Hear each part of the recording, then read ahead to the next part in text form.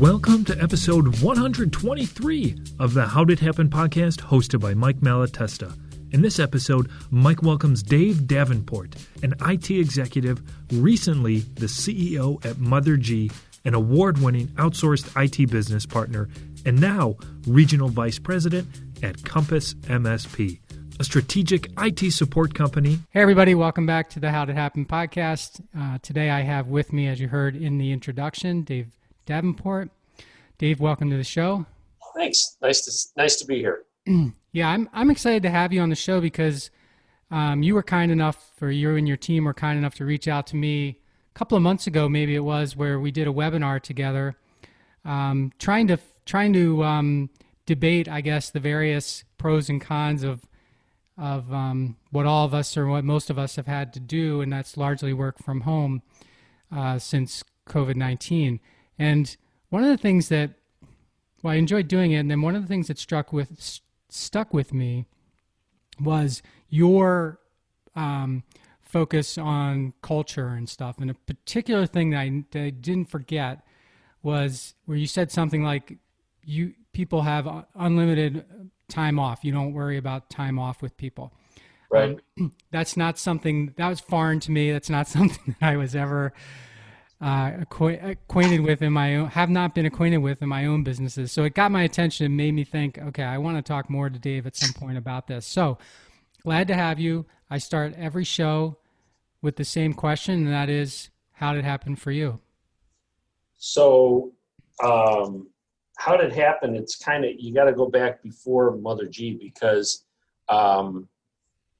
I'd always wanted to own a business. I mean, since I was 12 years old, I said I wanted to own my own business, have a beautiful wife, 4 kids, and a dog and a lake house. And I had everything on that list, but I only wanted 2 kids, and I didn't own a business. And so I had taken a job as VP of sales with a company called Transtech that was owned by a management consulting company. And one day they called me on a Friday afternoon and said, "Hey, can you meet with this guy on Monday? He's going to be presenting Transtech to a few potential buyers, and we'd like you to represent the company." And of course, I'm sitting there thinking, so I'm out of a job? What's going on? And so I went on Monday, I scrambled, put together a deck for the company. And on Monday, I'm presenting why these companies should buy Transtech. And I'm listening to what Kurt Salmon, the owners, wanted for it. And so I'm having dinner with this representative on Monday night. We're talking about each other's backgrounds and whatnot. And I'm thinking about it. On Tuesday, we have some more meetings. And Tuesday afternoon, I'm at lunch with him, getting ready to take him to the airport. And I said, "Listen, Gary, what do you think about me buying the company?" And he goes, "Oh, thank God. We were hoping one of you guys would want to buy it."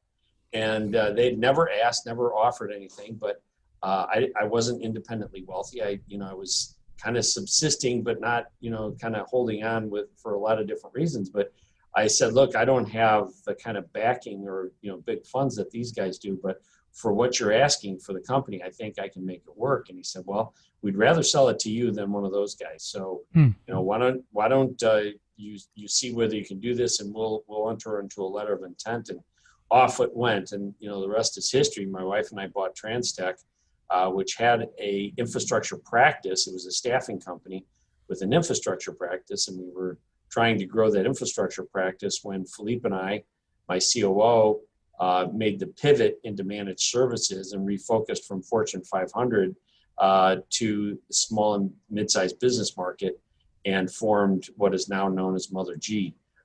And that was in 2006. So, that's kind of how we got here. And the actual business, MotherG, came about when Philippe and I were smoking cigars and drinking tequila at a vendor conference, when we were talking about really trying to go after the S&B market, which is typically not a way to make a lot of money in IT services. But we were intrigued by this new idea of managed services back in 2005. And so we came back and surveyed some business owners that I knew, and realized that they had terrible IT, they needed help, and they were looking for better solutions, but nobody was really offering them anything different than, trading time for expertise, which is the traditional model of IT support. So we formulated this idea of managed services in 2006 and have been perfecting it ever since.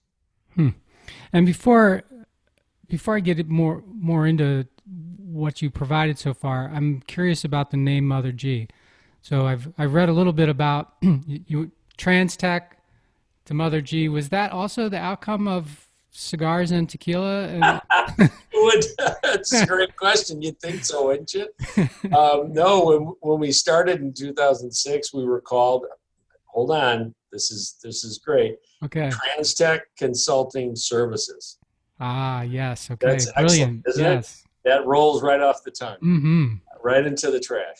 And that's, nobody could remember that. Well, we had signed a client called Pinnacle Marketing, and we said, well, that name's terrible. I had a marketing director at the time, and she was helping me with this. So we hired Pinnacle to help us come up with a name, and they were actually really struggling.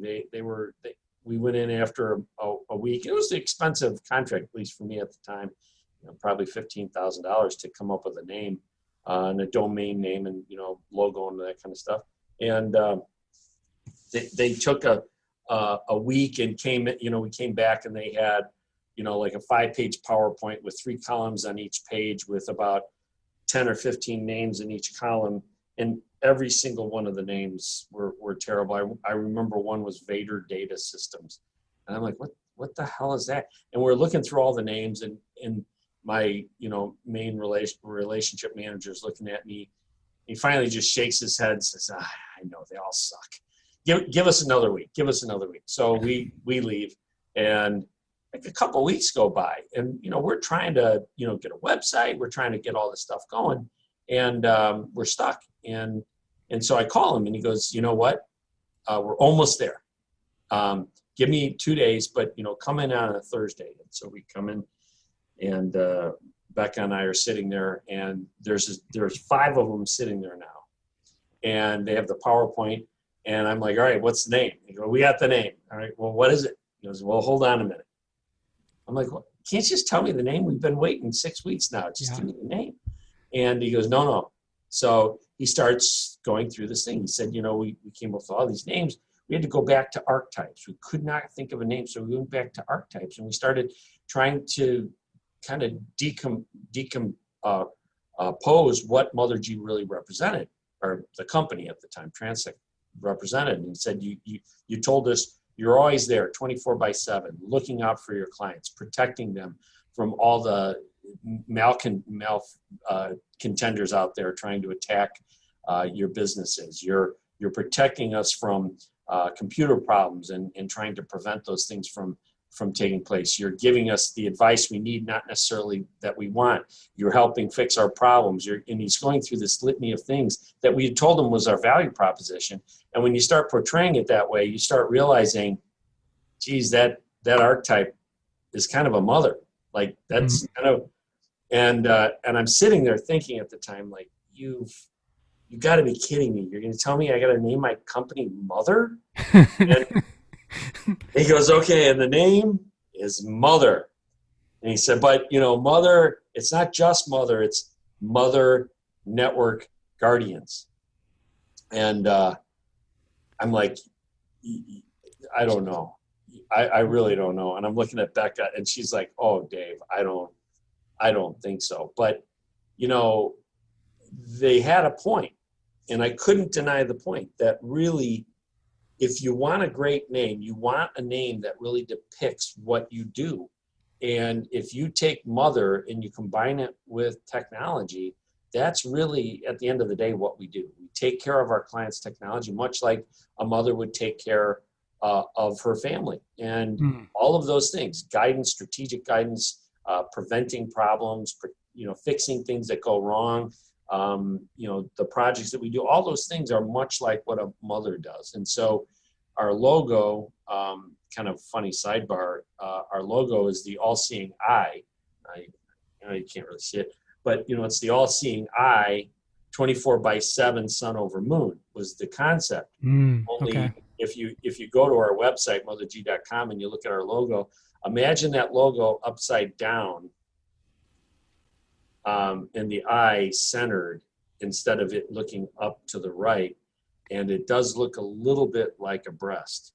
And so, it wasn't upside down. It was, the current, but it was centered. And Becca said that, and she goes, "Wait a minute.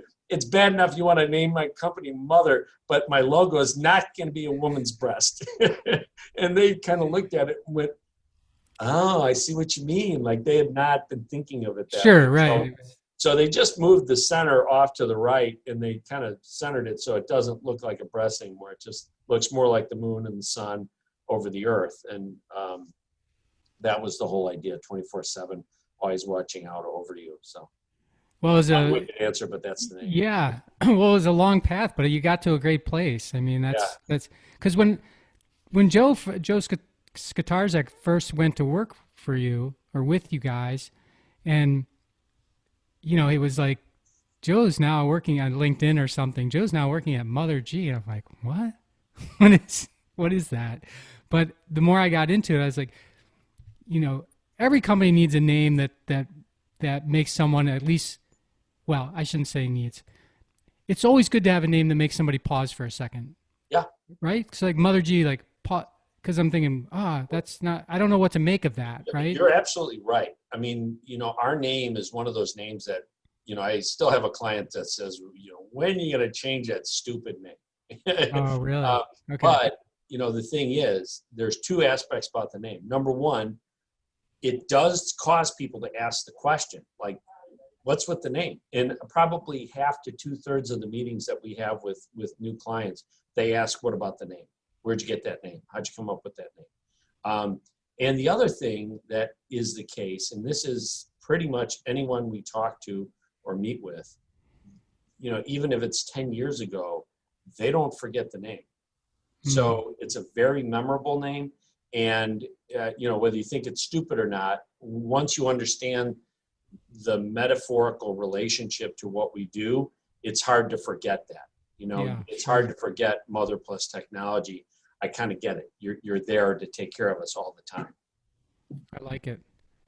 Well done. Yeah, that's a good one. Thanks. Yeah. So you said you'd wanted to own a business since you were 12, Dave. When you were first answering the question, where did it come from? What were you thinking about when you were 12? Well, my dad had taken over his father's business, actually his grandfather's business, and was running it. And I had always worked there kind of as a kid growing up, and I always thought, geez, this is really cool. And I really liked what my dad was doing with his company. What kind of business was it, Dave? It was a manufacturer. They made changeable letterboards, those little plastic things on the felt boards. When you walk into a restaurant, it says, Yeah, okay, sure. Here's the special. So, yeah. Yeah, right, that kind of thing. So they made bulletin boards and changeable letterboards, and so it was a great business. He had a great life, and ultimately sold it. I was in college. He called and said, "Are you going to come work for me when you graduate?" And I said, "Well, maybe, but I'm not going to work for you right away," because I had fallen in love with computers, and that was kind of divergent from manufacturing bulletin boards. So he said, "Well, I'm thinking about selling it," and I said, "Go for it. I think that's a great idea. I'm fine. Don't worry about me." So he sold it, and I'd always thought, growing up, this is a great life. He gets to be his own boss. He gets to call the shots, and I like to call the shots, and even from an early age. So I always kind of liked that idea of owning my own business, and not a big Fortune 500 company, but more of a smaller business. Kind of one of those titans, little giants that Bo Burlingham writes about. So you weren't specific at the time on what it would be. You just had a... No, I mean, I figured manufacturing. I like to build things, always have. So, I figured it was going to be something like that. I didn't think it would be what it is today, which is largely a services company. But, I've really fallen in love with the idea of building a service offering, much like you would build a bulletin board. It's got many different components to it, and you put it together with those various components, and you sell it as a package to a client to deliver a specific outcome. And, that's not unlike a product, right? You package together certain components and you assemble them, put them in this box and give them to a client and say, here's your package of goods that you bought from me. And they're doing it to get some sort of outcome. When you buy a car, you're buying it for safe transportation or, various aspects or, whatever. So our services are kind of packaged up that way. So it's an interesting way of building a value proposition. And the cool thing with services is you can innovate very rapidly. I don't have to go and change CNC machines around. I just have to train and implement a new process, and we can implement new services to our clients pretty quickly. I know I grew up in my businesses with a lot of trucks and equipment and stuff. And I cause it's, it's kind of like you kind of get into what, like I probably would have followed your dad into that business, cause it's cool to see stuff moving and running and all. But I learned that after a while that it's cool to see it, on the road doing stuff, making money. It's not cool to see it in the shop. Yeah. Right. That's true. Yeah. So not having those kinds of things is I think can be a real advantage to a business. Like not just in terms of your ability to react quickly, but you're not tied to hundreds of thousands or millions of dollars of stuff, and you're like, this stuff has to work, right? Yeah, it's like Right. completely.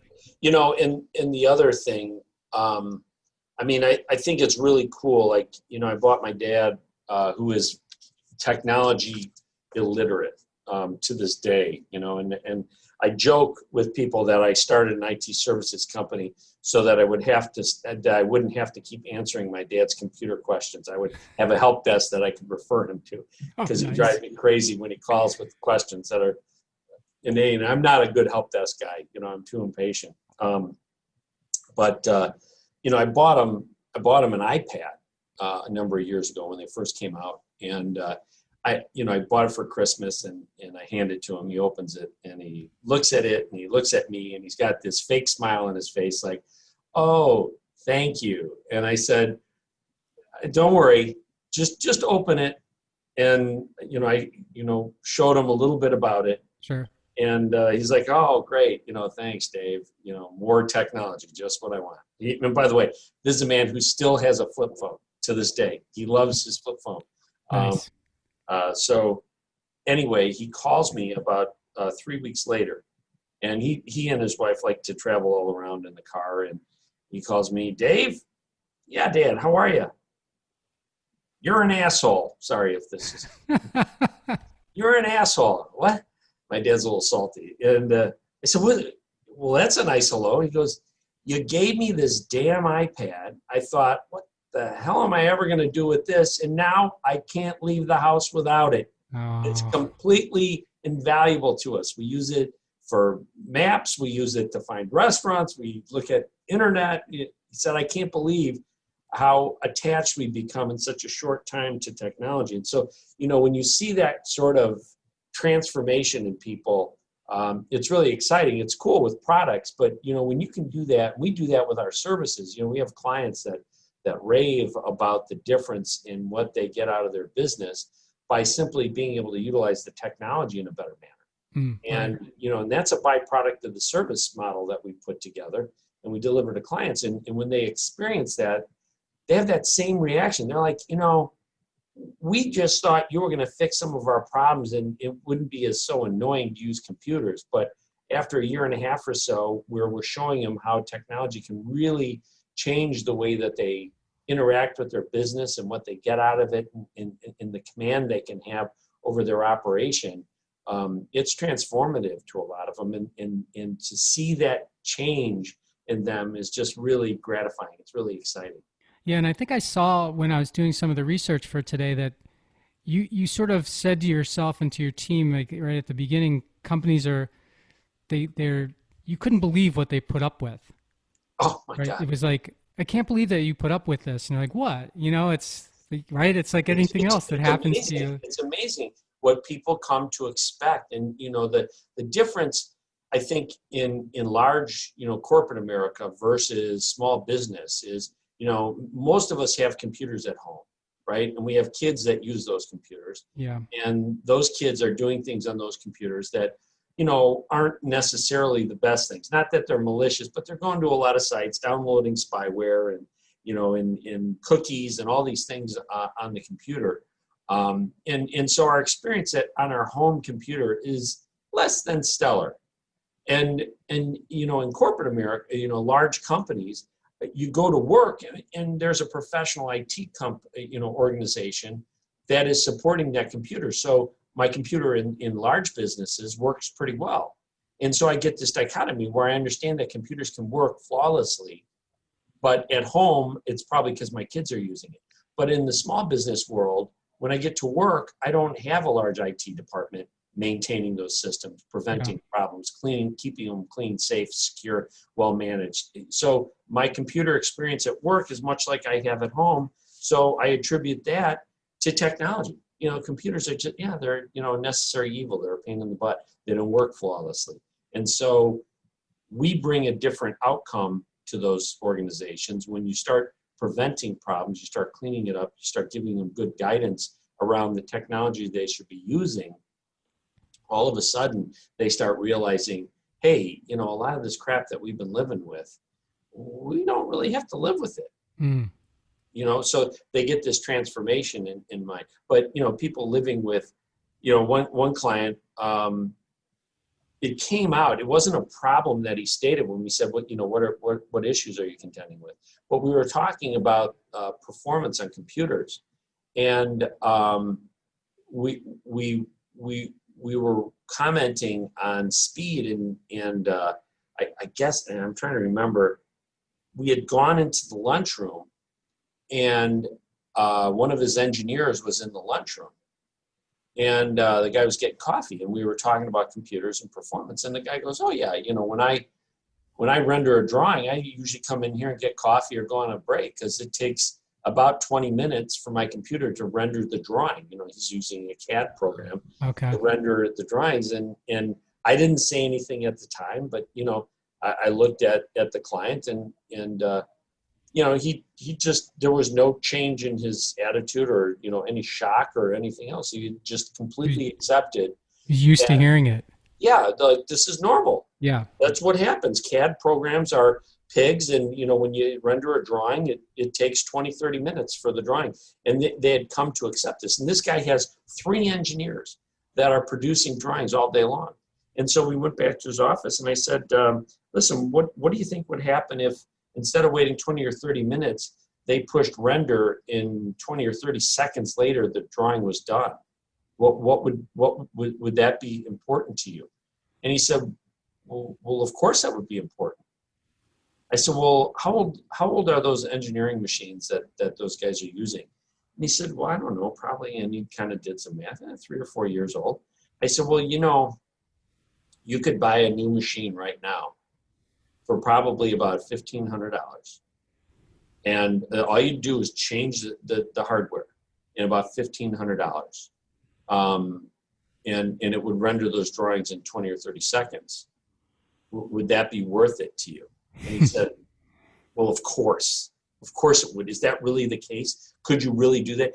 And he was so angry that he had lived with this bad advice that he had been getting. Basically, and it wasn't bad advice, it was no advice. Nobody was looking at the overall operation of how technology was being used in the organization. And you come to expect it. I had one client said, yeah, my little kid says, when you see the spinning wheel, and he's always talking about the spinning wheel on the computer, he's like, yeah, I'm paying a lot of people to stare at spinning wheels, because when your computer's doing something, the little wheel spins on your mouse. So it's really a different level of outcome that clients can have with great technology, and it's transformative to a lot of them. It's funny too how the engineers themselves were just sort of they just sort of gotten used to it, and it was just kind of, because you think, if you got one engineer who was like, this is unacceptable, man, I got 20 minutes to do nothing. The thing is, they didn't have any, engineers that had worked in places where they were getting 20, 30 seconds. They'd always lived with this problem, right? Probably when they bought the CAD software, they put it on a machine they had, which really wasn't tuned for engineering software. You mentioned something before about the culture of MotherG, and I want to just touch on this because, we have a fairly, I wouldn't say complex, but a integrated process that has a lot of moving parts to it.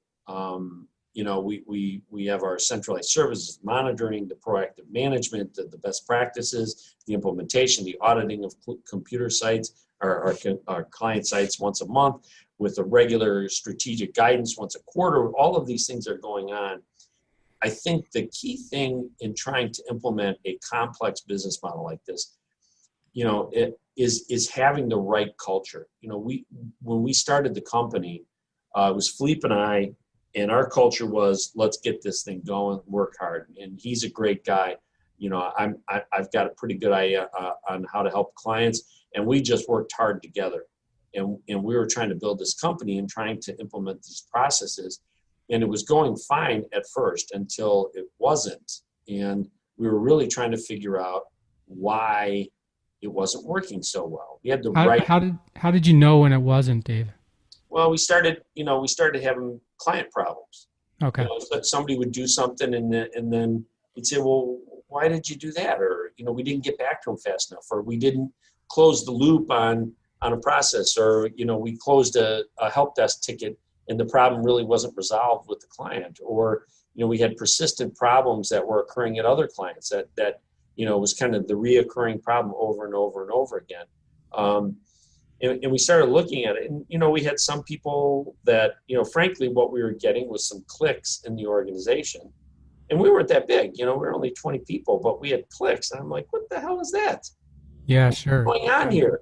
And I remember I was on vacation with my family, and I was pretty frustrated because, we had some unhappy clients, and, we were getting some churn in our base. And I read Tony Hsieh's book on Finding Happiness, about his story of Zappos. Yeah. He kind of went through what they built, and he said, we didn't build a shoe company. What we did was build an organization with a great culture. We happened to sell shoes. But it was really the organization, this culture that we built around winning. And I started thinking about that, and he referenced this book called Tribal Leadership by Dave Logan. So I went and read that. And when I was done reading that, I wouldn't say it was a lightning bolt because I don't read that fast, but, over the course of about a month, I realized that the real problem that we had organizationally had nothing to do with a lack of process, lack of tools. It wasn't that we didn't have good people. It was that our culture was broken. And, you can point this out, because if you see something that's going wrong, you ask a business owner, like, why is that? And I don't really know, but it's just not how we do things. Say, well, how are you supposed to do things? Well, you kind of know it when you see it.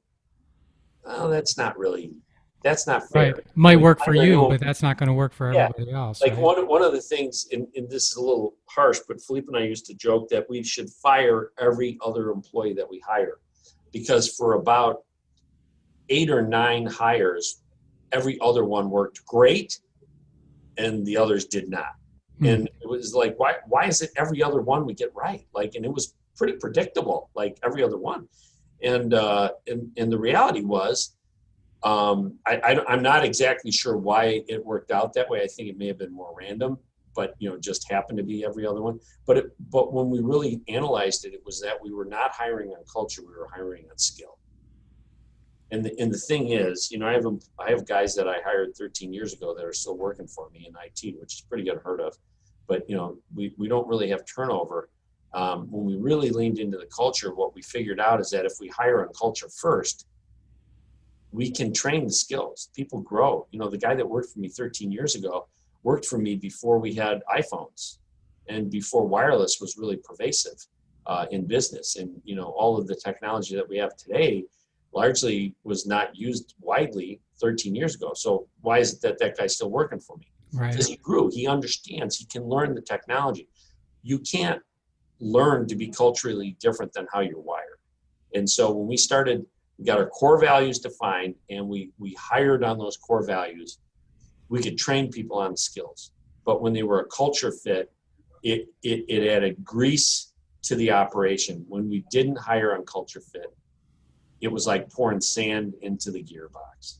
It just slowed everything down. And we still on occasion have a bad hire from a culture fit. We get it wrong, but we spend so much time now trying to hire on culture first that really it's pretty rare when we have a bad hire. And when you said you and Philippe realized the culture was broken, I thought to myself, was the culture really established enough to be broken at that point, or was it just not there? Kind of like what you were saying, a person says, "Oh, I know it when I see." Great question, Mike, because a lot of people say, "Well, how do you curate a culture?" I think one mistake people make is they think core values, for example, that core values are kind of the guideposts of your culture, right? They define the guardrails. A lot of people think core values are aspirational. So you put some sort of euphemism on the wall, and then people are going to live up to that. And that's not really how it works. Think of core values as something you divine out of the organization. They exist in the organization. You just have to figure out what they are. And so you go through this exercise. One of the exercises we did was called a peak and valley. And you go through and you define moments over the last year or some period of time that you were most proud of the performance of the organization, and then moments that you were most unhappy with the organization's performance. And you define those moments, and then you go 5 whys deep as to why it bothered you or why you were so proud. And usually you get to this point where you're asking why, and you're like, well, just because. And whatever that issue is, it's either that's the core value or it's the opposite of the core value, right? If it's something that made you mad, it's the opposite of the core value. And if it's something that really made you proud, then that's a core value. And so you start defining those things. Well, you do it with your leadership team, because the leader, organizations, as they say, fish stinks from the head. So if there's, core values there, it's usually a reflection of the leaders. And so you take your leaders, or the people that you think represent the company the best, and you do this peak and valley exercise, and you start finding common themes. And that's what we did. But I think that creates the guidelines of what your organization's core values are. You divine out of those core values. And then, like a bush, a bush grows, right? It's going to create branches and grow, and it is what it is.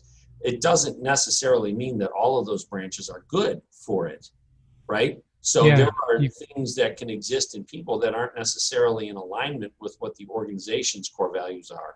And so even though we bring our own values to the organization, we're looking for general alignment.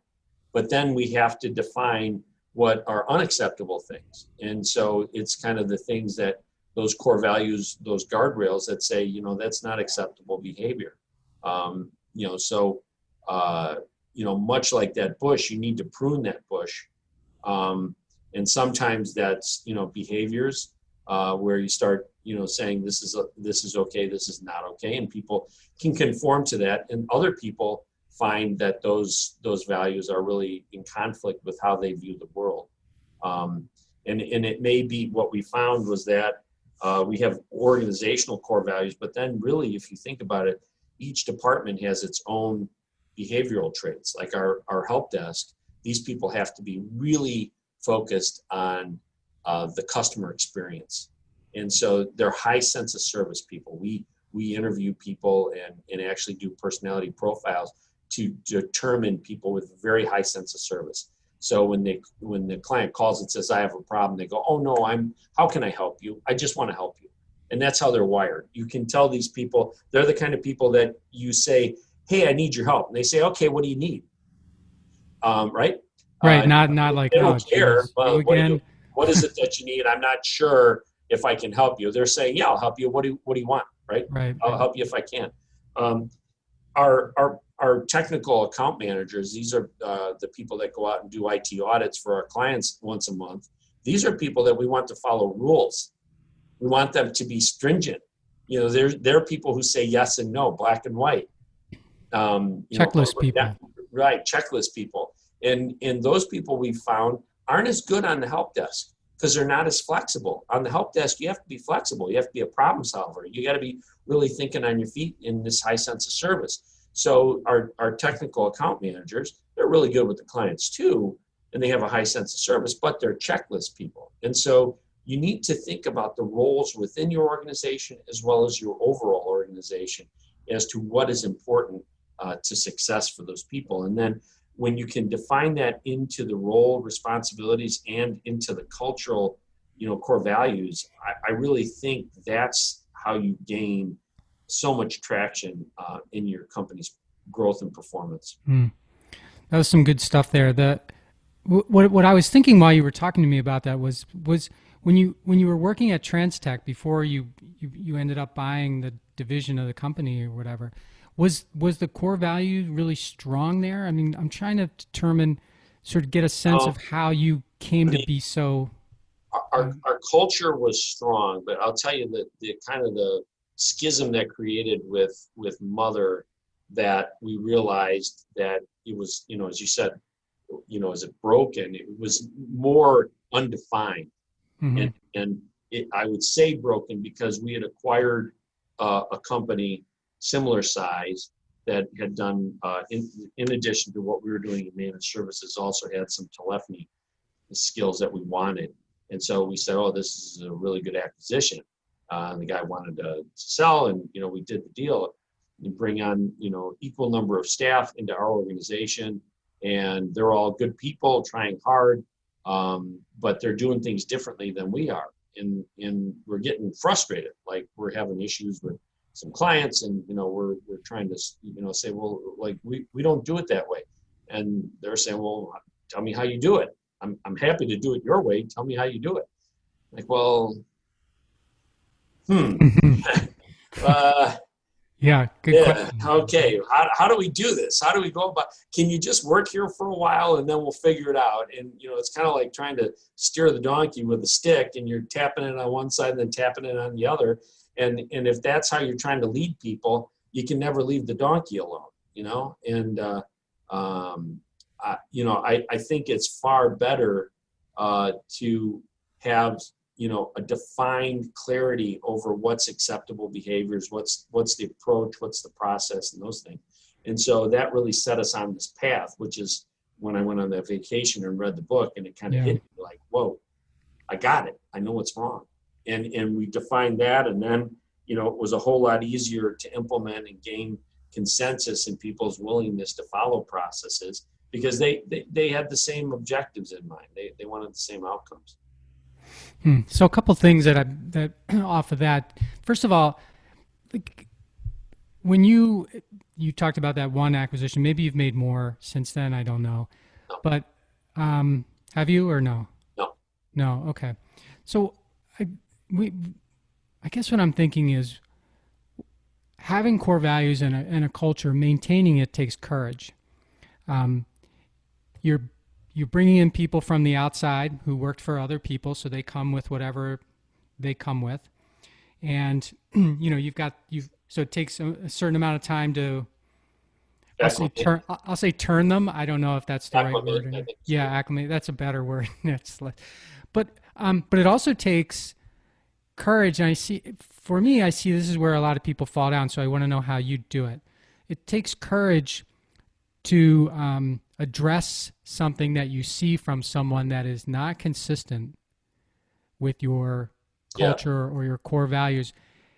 It takes, it can't just be let slid, right? But so many, I think I see so many entrepreneurs talk about their core values.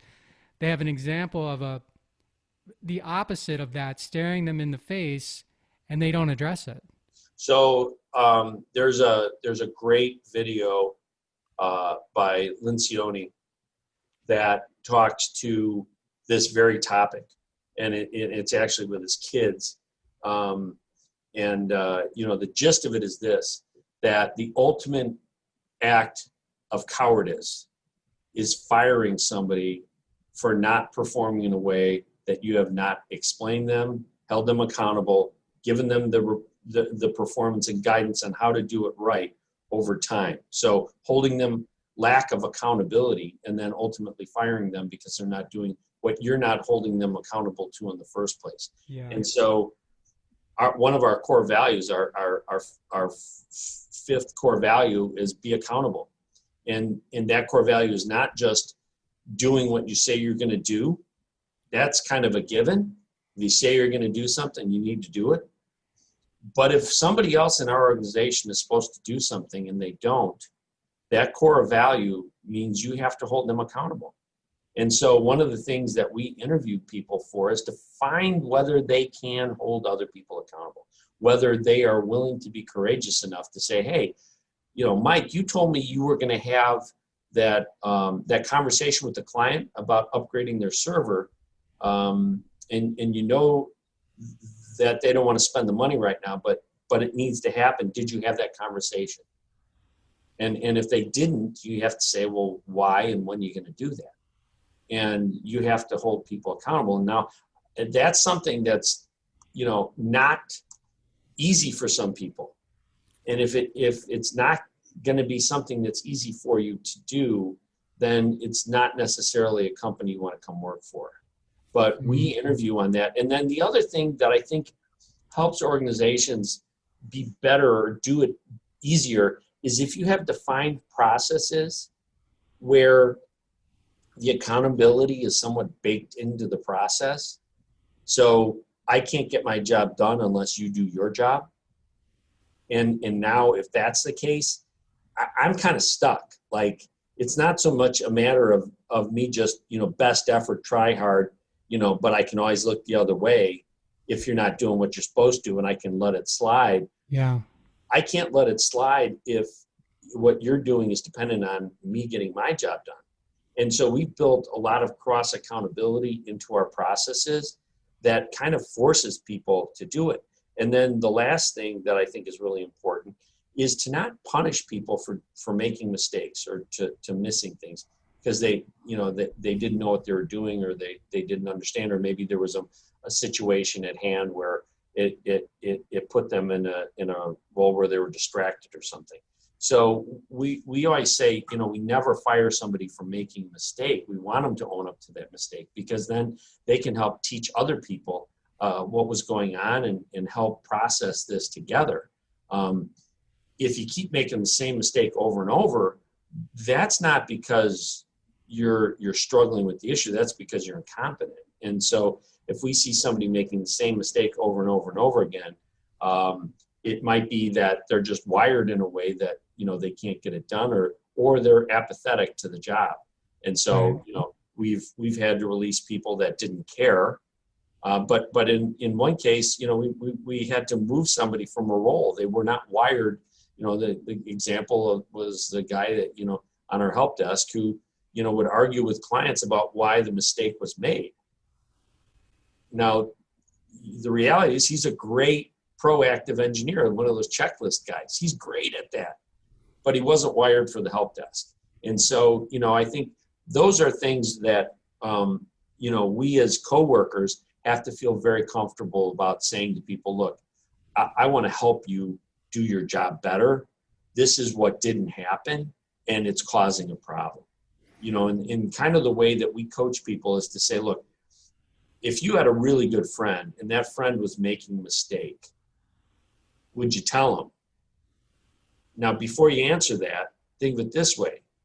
If you had a really good friend and you were making a mistake and you didn't realize it, would you want them to tell you?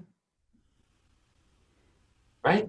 Yeah, sure. So when you think of it that way, everyone answers that question and says, well, yeah, of course I'd want to know. Of course, yeah. I wouldn't want to make that same mistake over and over. Exactly. So why wouldn't you tell a coworker if they're making a mistake so that they can learn? And, it's kind of one of those things where you go, I get it. Like, Yeah, all right. And then you have to reinforce that. So when somebody does it, you reward them. When they admit they made a mistake, you reward them. When they hold somebody else accountable, you celebrate that. And you celebrate it as a recipient, but also as an organization, as a leader, as a boss. So I know it's working because everybody on my leadership team, I'm the boss, I own the company. But everybody on my leadership team, when I step out of line or do something that's not in alignment, boom, they hold me accountable. I was walking through, I was in our kitchen and I had taken my mask off because I was eating something. And I had my mask in my hand, but I was getting a drink and I set the drink down and I turned around to throw away some stuff. And a guy walked into the kitchen. One of my help desk guys walked into the kitchen and he didn't, of course he didn't know what was going on. So I had just taken my mask off like seconds before this. But there I am standing in the middle of the kitchen for no apparent reason without a mask on. And he looks at me and says, "Where's your mask? You should have your mask on." Nah, I mean, I'm the boss, Right. It wasn't like, "Oh, hey, Dave, there's can one I of help you with the guy saying, "Hey, put your mask on, pal." And I thought, this is working. We got a good team here. This is what we want. And he did it, in a fun, humor way. But, the point is, he's holding me accountable.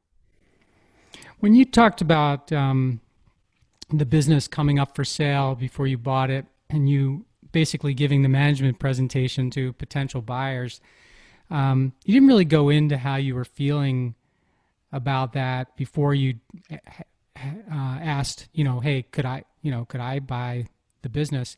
What were you feeling during that time? I mean, sheer terror. Okay. Sheer terror. I mean, were you surprised that they hadn't talked to you earlier and sort of? No, honestly, I kind of had this expectation that they wanted a whole bunch of money. And it wasn't until I really had gotten to know the guy at dinner that night and then, was listening to kind of what they were looking for the deal, which he shared in better detail at dinner.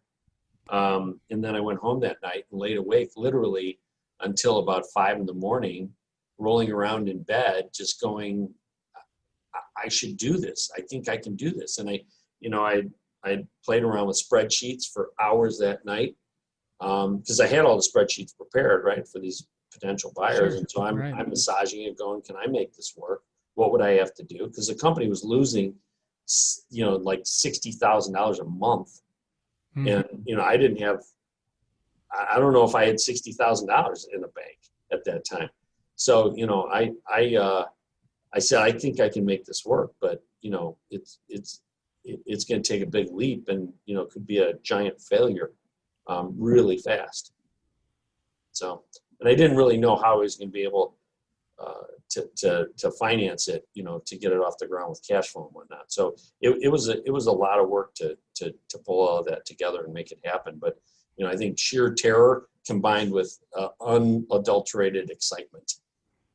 And it's kind of encouraging or inspirational that you got up the nerve or whatever to ask, right? Because you could have easily just made up your mind that, they want a bunch of money for it, or I can't come up with the money, or I'm kind of stuck, and instead it seemed like you took a little bit of a chance.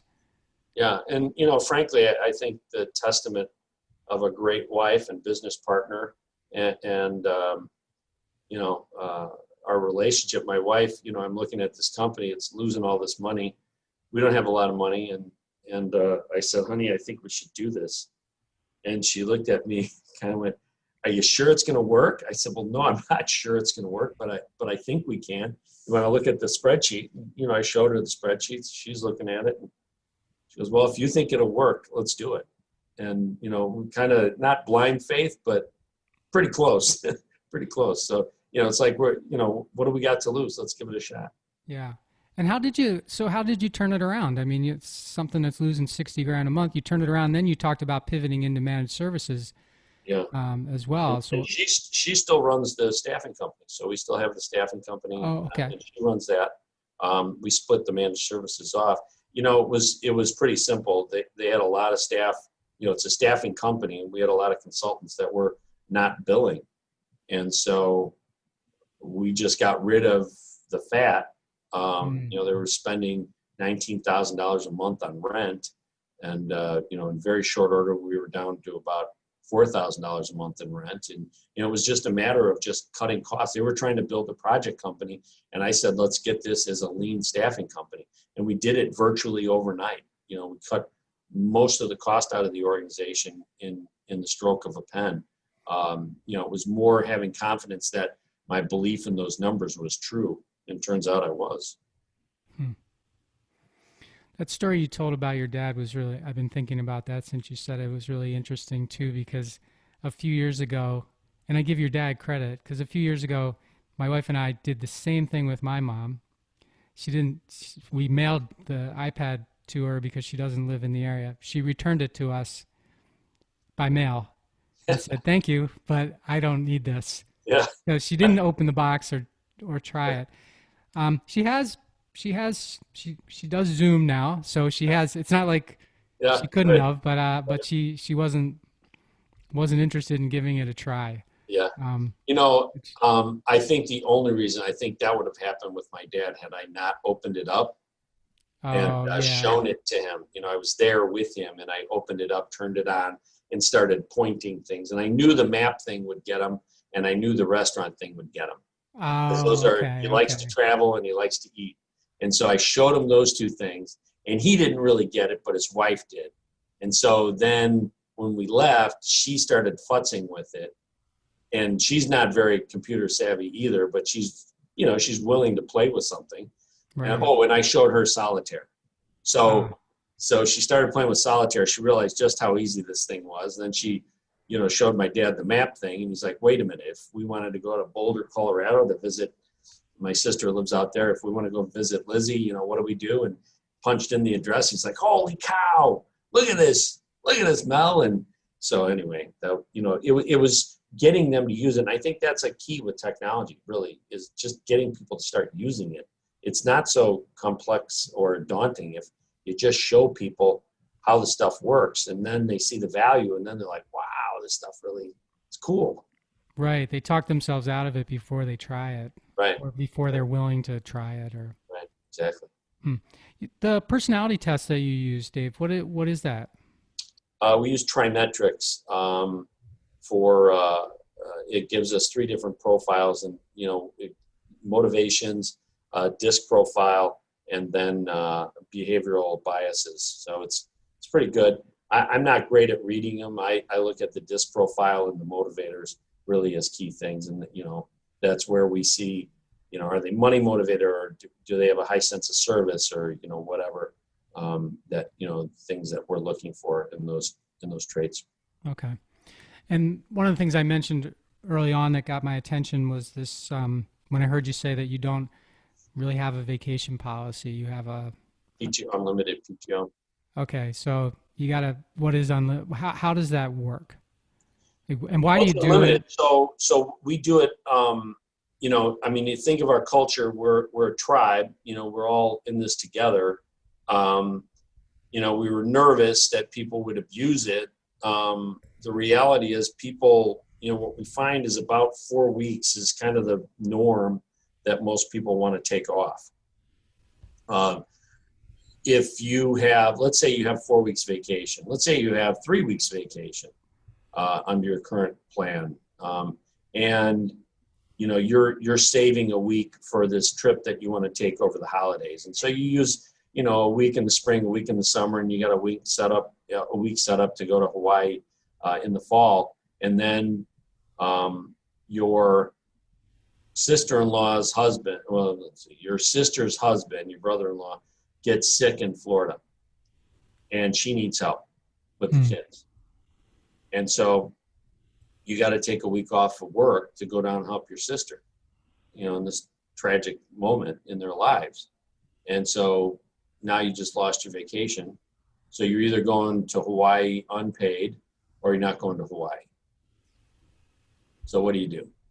Like, you go to your boss and, kind of beg them, whatever. And good companies will do that. And we would do that for client or for our employees.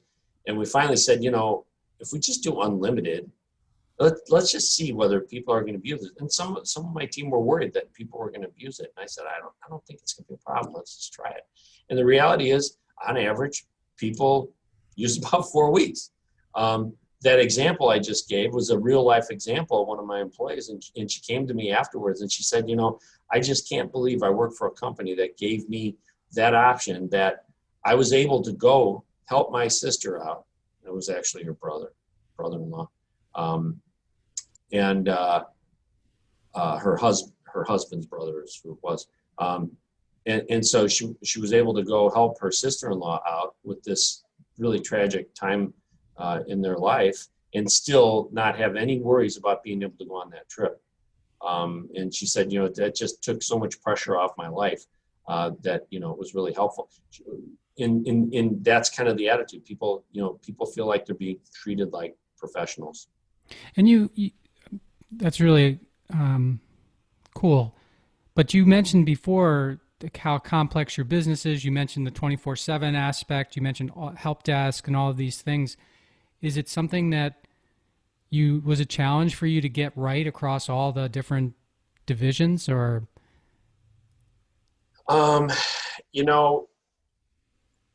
Our culture is just like the type that it's really not that hard for us to implement these things. People just buy into it.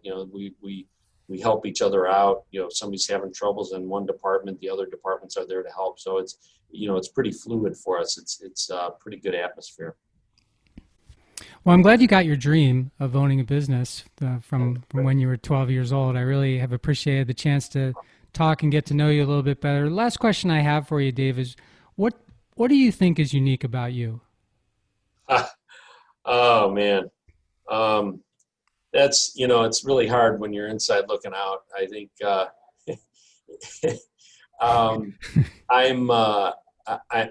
have a saying, funny is funny. So, I can be a little bit sarcastic at times, and I take a joke as well as I give them out. But I really enjoy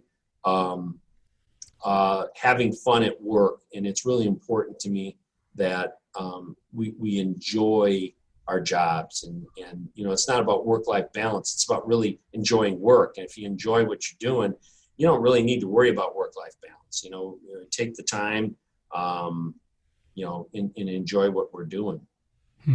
So it's hard for me to tell you what's unique about me. But I know that is something that some people question. I just heard the guys out in the office there playing with their Nerf guns and whatnot. And so, people walk through my office, see guys, shooting each other with Nerf guns. They go, "Is that okay?" I'm like, "Yeah, that's awesome." So got a kegger in the kitchen, and is that okay? It's like, well, not when they're working, but after work, if they want to go have a beer, have a beer. Right. They love doing that, hanging out with each other. So, let's do those things. Well, that's what happens when you don't have 20 minutes of the spinning wheel. Right. You can get stuff done and have some time to do that kind of stuff. Right. Exactly. All right, Dave, thank you so much for being on the show. It's been great to get to know you, learn about what you're doing at MotherG, which is really special, and I've just really enjoyed the time. Thank you so much. Yeah, Mike, this has been great. Thanks a lot. Appreciate it. Thanks for listening to this episode of the How Did Happen podcast, where we believe that success doesn't happen unless you make it happen.